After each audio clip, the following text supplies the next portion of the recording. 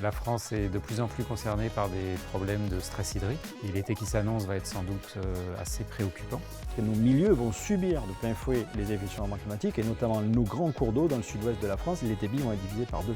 Les différents rendez-vous climat d'Antea Group servent en fait à faire des points scientifiques et techniques sur des questions d'environnement et notamment celui sur l'eau. Alors en fait, Antea, c'est une société d'ingénierie spécialisée sur les questions environnementales. Et donc on a souhaité initier ce cycle de conférences pour que chacun comprenne ce que sont les changements qui sont à l'œuvre et puis quelles sont les solutions qu'on va pouvoir commencer à déployer.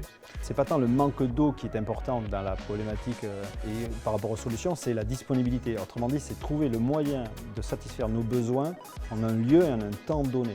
Et c'est ça que le changement climatique va nous imposer comme adaptation. Antea Group est vraiment moteur dans ces problématiques de changement climatique et d'adaptation au changement climatique et notamment dans les solutions pour qu'en période de stress hydrique, on ait vraiment accès à de l'eau. Les solutions principales pour réduire le stress hydrique aujourd'hui sont des solutions qui consistent à mieux valoriser les eaux dites non conventionnelles, c'est-à-dire des eaux qui ne proviennent pas directement des ressources, pour les réemployer, les réutiliser dans les activités humaines qui nécessitent de l'eau. Ça peut être par exemple du nettoyage de voiries, ça peut être du curage de réseaux, et puis ça peut être également dans certains cas le soutien d'étiage des rivières ou la recharge de nappes. Je pense qu'il y a une prise de conscience qui est en train de s'opérer, mais on est encore loin du compte. Il faut aller encore plus dans la communication, le porter à connaissance, l'explication, pour dire que les enjeux sont là, à nos portes, et qu'il faut commencer à réagir.